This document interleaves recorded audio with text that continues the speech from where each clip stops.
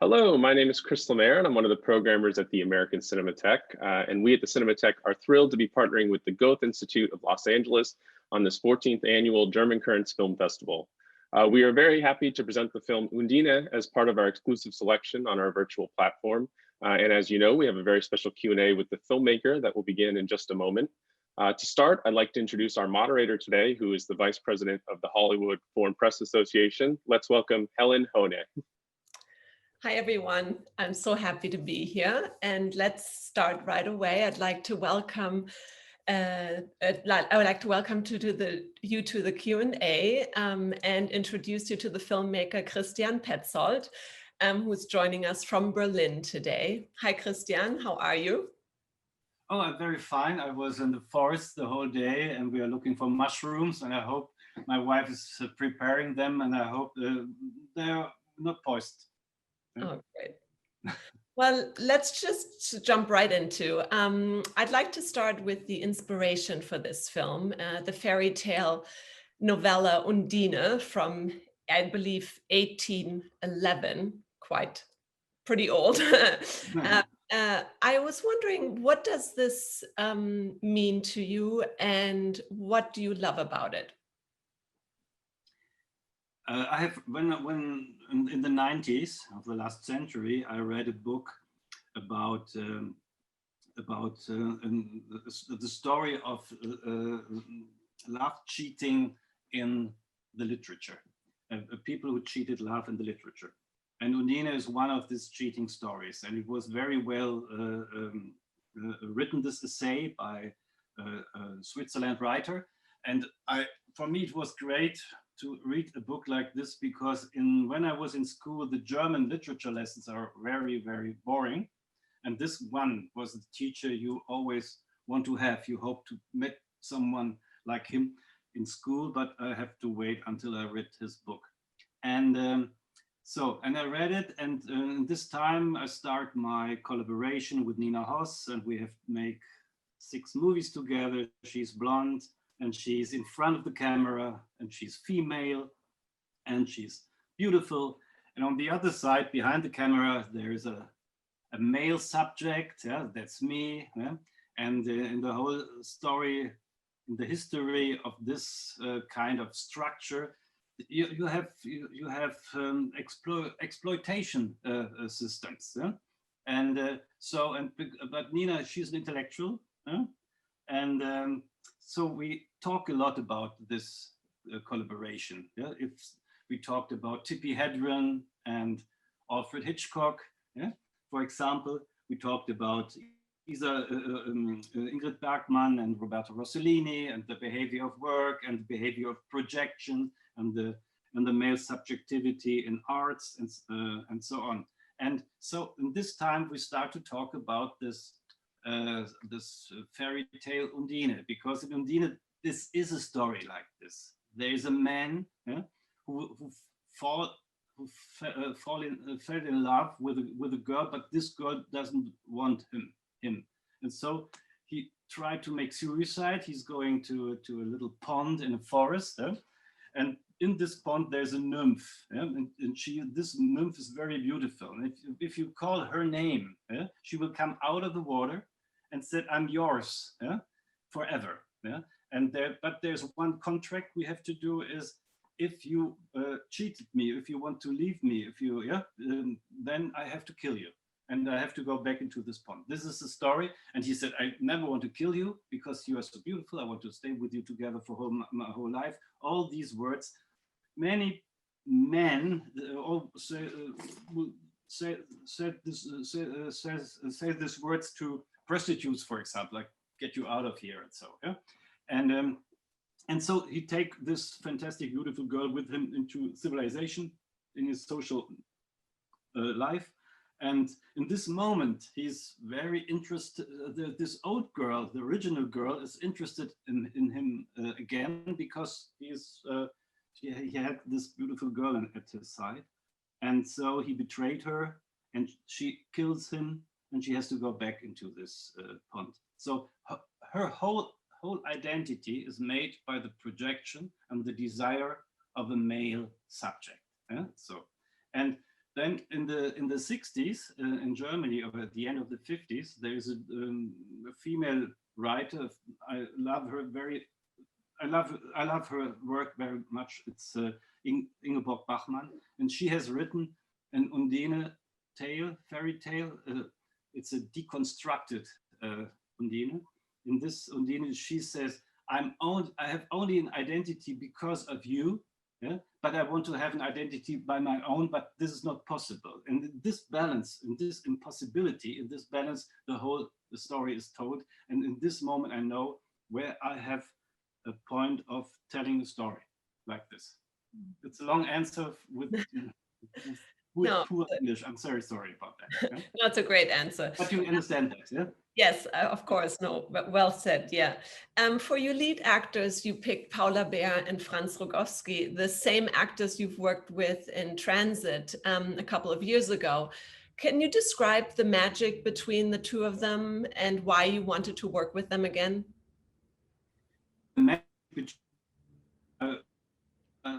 I think it was the 20th day of shooting during Transit, and there's always a melancholical atmosphere at the end of the shooting. It was the 20th day with the half work was done, and we know now it's getting to an end. Yeah? It's the autumn days will start, yeah?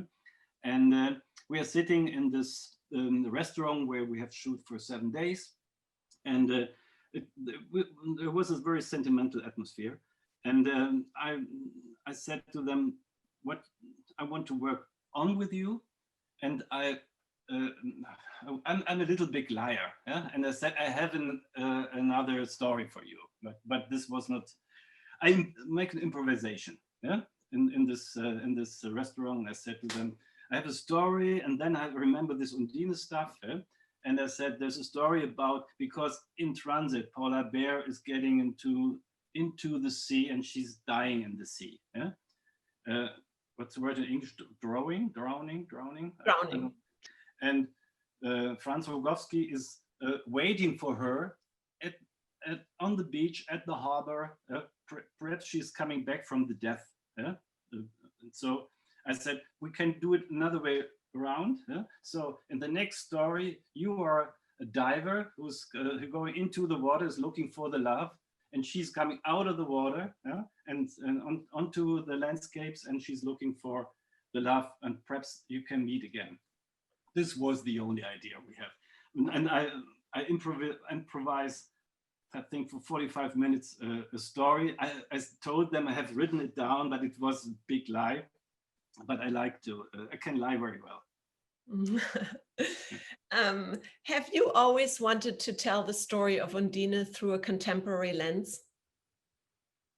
Yeah, always. For me, it was after Phoenix, I've made a decision. I never want to make a period picture again. Yeah? It's something to do with I like to see period pictures. I have no problem with movies by Jean Renoir or Stanley Kubrick or so. But for me, I must say it's a little problem, because with German actors, yeah, it's not. I don't want to criticize them, but when they have in period pictures old costumes, they are playing like on a theater stage. Yeah, and the other thing is everybody in Germany is looking then to make the period, the history real. Yeah, it's very well fantastic research. Yeah, research for things and so. But for me, cinema is always contemporary. And for me, Barry Lyndon is a contemporary movie. Yeah? And it's not a movie about the 18th century, about Thackeray or so. It's a movie from today, yeah? But it's something to do, all movies are contemporary. And so I don't want to make a period picture again.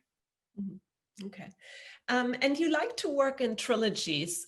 Transit, Phoenix, and Barbara were one. And now Undine, I think, is part of another trilogy.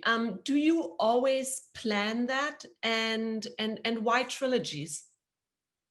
There are two things I must say about that. For me, when I'm writing a script, I always think that all these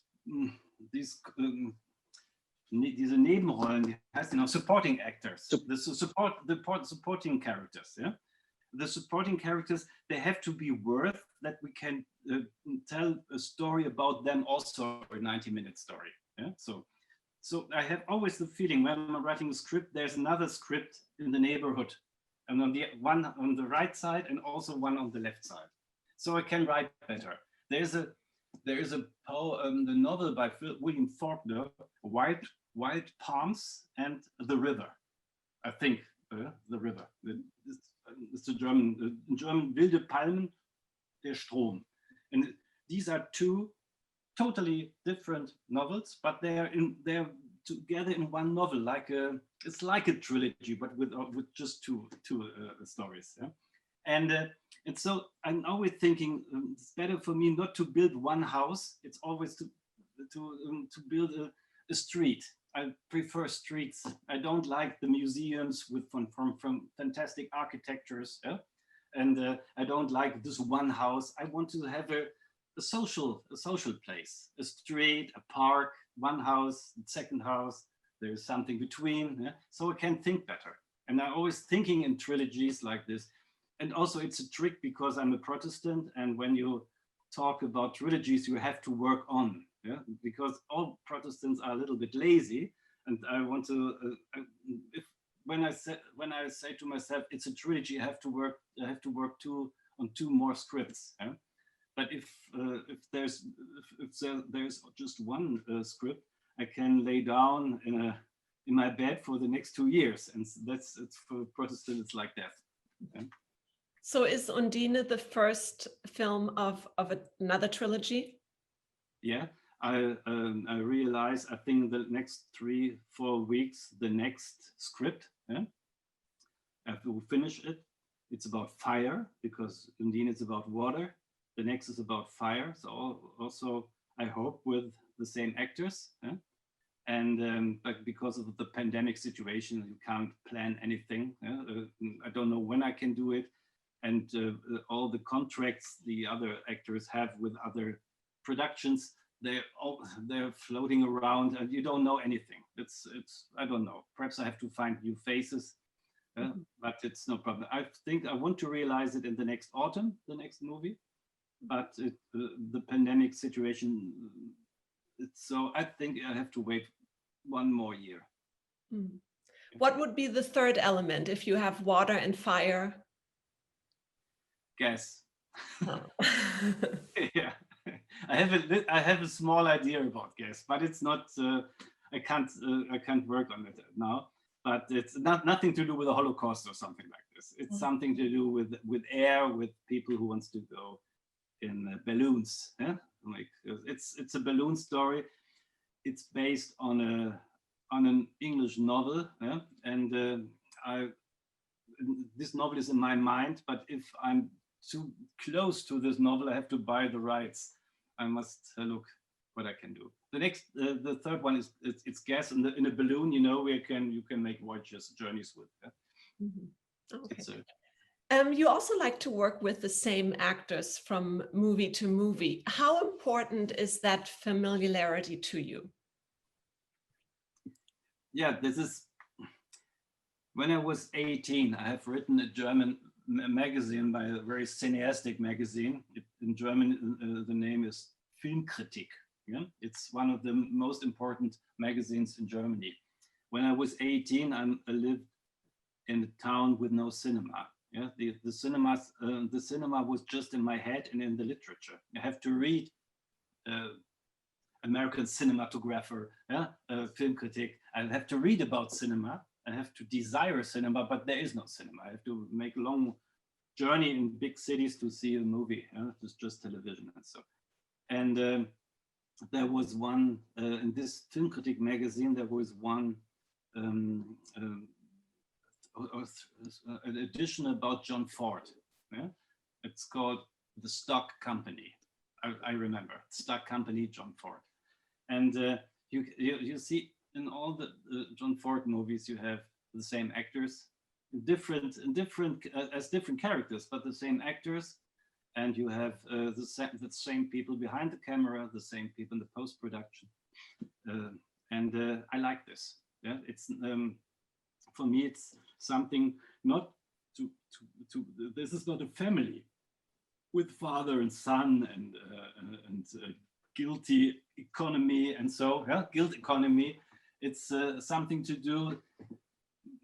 You can make a movie, one movie a year or one in 2 years, and each time when you have to build up a new factory with new production company with new faces, it costs you 7, 8, 9 days and before a rhythm is there, and but when you have a stock company, you can talk with them during a movie about the next movie. You develop in a group, and because for me cinema, it's and it's a collective art, and it's an art of a group, and it's an art of collective thinking. It's so, for me, it's better to work like this. Fassbinder have done it like this. Roberto Rossellini have done it like this, and you can see it also in the new Hollywood movies that they have groups. They're always groups, and not individuals. And for me, cinema has nothing to do with individuals. That's great. I believe you've lived in Berlin for the past 40 years. Has it been 40 years? I think so. Yeah. In this apartment here in this room. Yeah. In the same apartment for 40 years. Wow. Stock company. That's company. How has the city influenced your work? Undine, for example, works as a tour guide, I think, or as a guide in the city's development. So you put it in the film. In which other ways has the city inspired you, been part of your work? How important is it for you to incorporate that into your work? I think the myth of Undine is coming to Berlin like I was coming to Berlin. Yeah? Like everyone is coming to Berlin. Berlin has no fairy tales about itself. Berlin, it's not a very old city. It's a little also a Prussian boring city. Yeah? The only thing which was important in Berlin starts 150 years ago. Yeah? The industrializing, the arts are coming, people are coming, stories are coming. Undine is coming as a fairy tale to Berlin. Yeah? Berlin is a place where people are, it's like a haven. Yeah? It's not at the sea, but it's like a haven. And people are crossing their paths there. They're telling their stories from the east, from the west. Undine is coming from French. It's a French fairy tale. It's coming to Berlin. The music is coming from the east. The Jews from Poland, from Russia. Yeah? So Berlin. For me, Berlin. I was also from a very small village in West Germany. I'll come to Berlin because Berlin's a laboratorium. Yeah? It's something you can meet people. You can share things. You can find things and so this I like on Berlin. On the other side, I hate on Berlin that we have always, there are always people who wants to destroy this, who wants to separate again the people. And so Berlin is now in this historical position, like always, like in the national, in the Nazi time, that there are people who hate this mixture, this collective thinking. So, and about this subject and this themes, Undine is talking about. She's coming from French. The filmmaker is coming from a small village. We all have met in Berlin, and we try to balance our stories out for the 90 minutes of a movie. Yeah, it's like this. Germany has a beautiful history of fairy tales. The Brothers Grimm, die Gebrüder Grimm. I myself grew up with, Ferdinand Goebbels' Rübezahl. Not many people know that actually, or Till. I know it well. Yeah, you know it, okay. Till Eulenspiegel. I was wondering, what impact have these fairy tales had on you, and did you keep them alive with your children? My mother had told all these fairy tales to me, and I have given them back to my children. But it was like they're very, very hard and very brutal. It's not like in the Disney movies. Yeah, them fairy tales with by the Brüder Grimm with really hard rape things, with slaughters and so on. And when I have read these all these fairy tales to my to children, yeah? But I have to read them with two eyes. One eye is on the next page, looking for the very hard stuff, yeah? And I have to change it a little bit because it's about fear. All these stories about fear, about experiences in civil wars, and you know, civil wars as an American, you know, civil wars are the worst wars ever because they killed the civil population, and you can feel it that the people are starving, that they have fear, that they will be killed by people in forests and so on. And this is and the fairy tales give, during you read it or you hear the stories, in this moment you have fear, but you can survive. They are survival stories. They are like songs. Yeah? It's a little bit like Stephen King, for example. It's also a survival guy. Yeah? And this I like very much. And you can find all stories by Gebrüder Grimm, or because you mentioned it, Rübezahl. Nobody knows the story, but he's in the forest, in the Riesengebirge. It's far in the east. I think it's something to do that after the Nazi wars, yeah, we lost our experience with this part of Europe. It's a communistic part now, so we have lost this fairy tales from there. Interesting. And the setting you choose for your love stories almost seem the opposite of romantic. Industrial diving. I mean, when I first saw that, I have to be honest, I was like, oh, that's like, you know, it seems rather dull. Yet you find a way to make this really romantic. You must see a lot of romance in things that we don't see. And I was wondering, where does that come from? You know, the problem in Germany is we as Germans, we think we can only fall in love when we are sitting in Paris, smoking a Gitan cigarette and have a French coffee, yeah, and we are sitting outside and looking to the boardwalks but we are in Germany. It's very ugly, yeah. It's like many also American towns are very ugly, yeah. So how you can, but for me, I like to when you fall in love, you romanticize all ugly things in this world. Yeah? You can do it. It's a hard work, yeah? But you have to do it. And I like to tell a story in a mall, for example, or on a parking lot, or yeah, on a bad place in the suburbs or so.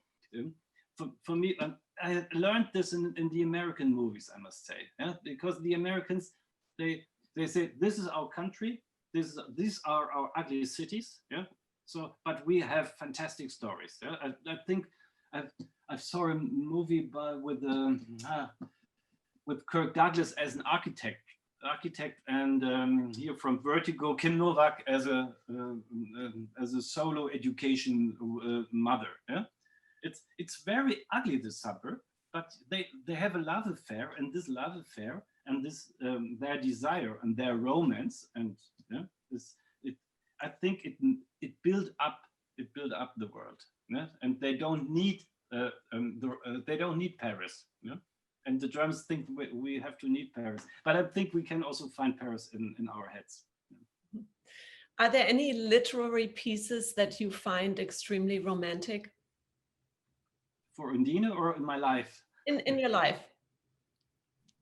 I must say, since I was since I'm 50, yeah, my romantic needs are getting bigger and bigger, I must say. Yeah? It's I start crying cinema very often now, yeah? But when I was 20, I have here more than 1,000 DVDs. And when I see the DVDs that I've bought when I was 25, 28, 30, and these are very hard stuff. Yeah? So, but now in the last years, I'm getting back to very romantic stuff, I must say. Yeah?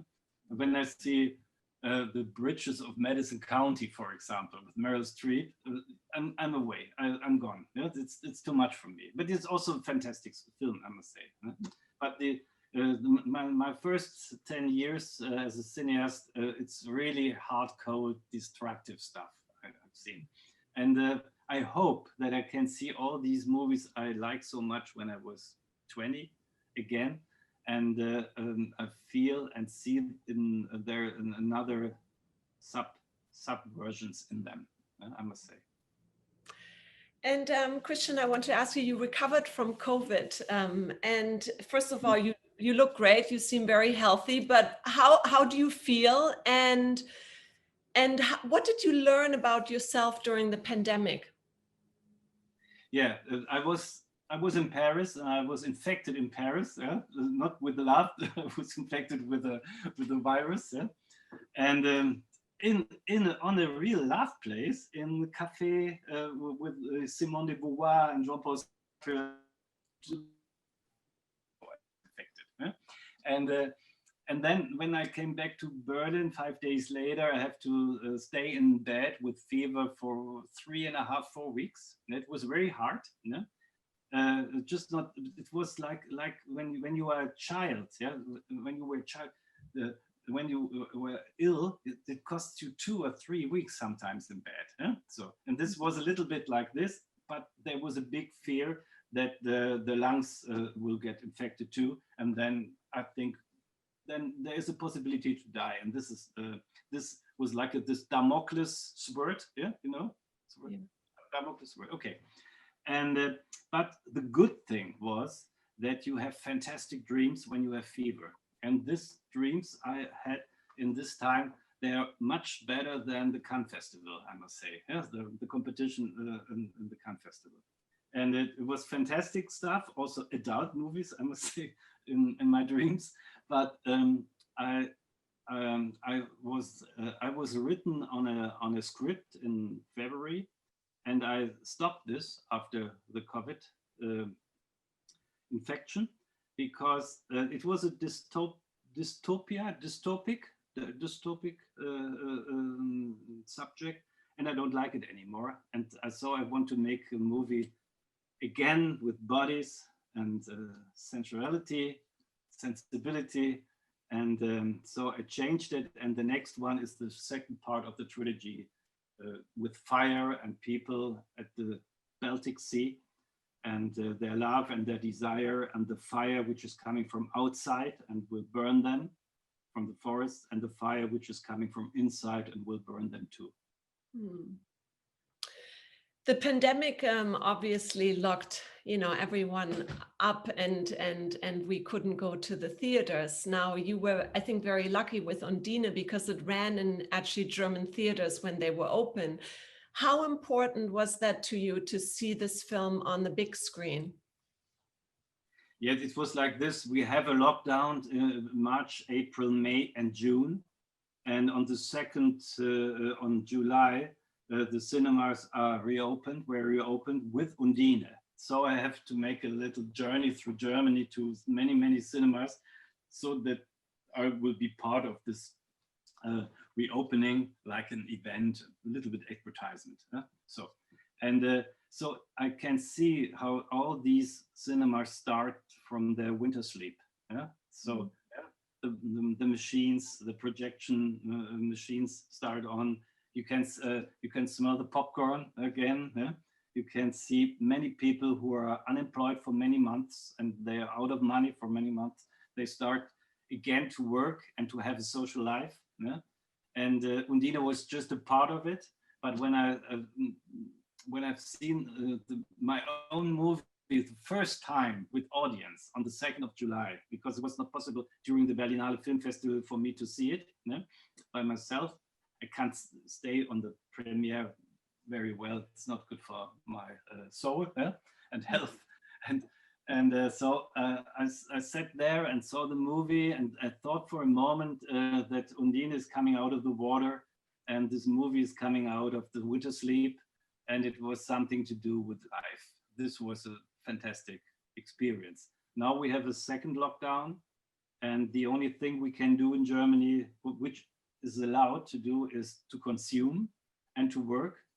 Well, we are back in Prussia, I must say, and the things, all cultural things are forbidden. We have no theater, no cinema, no concerts, no museums, and I think it's a problem. Yeah?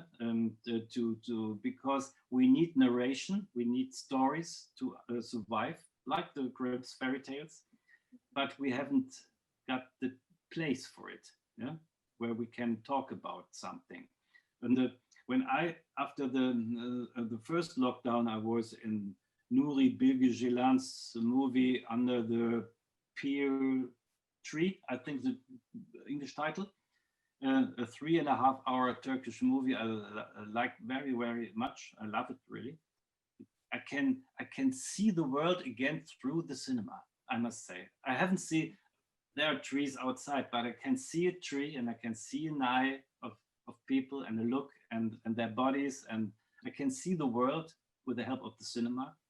And so when you destroy these windows, like in theater, cinemas or theater are windows to the world and to ourselves, then you can feel in our society in Germany a resignation nowadays. Well, I hope we're gonna go to the movie theater back soon because it's just so much nicer to see a film on the big screen than at home. So, and this film is certainly made for the big screen. So thank you so much for joining us. It was fascinating to talk to you, and I hope to see you the next time in person. I hope so too. I have to come to Los Angeles again.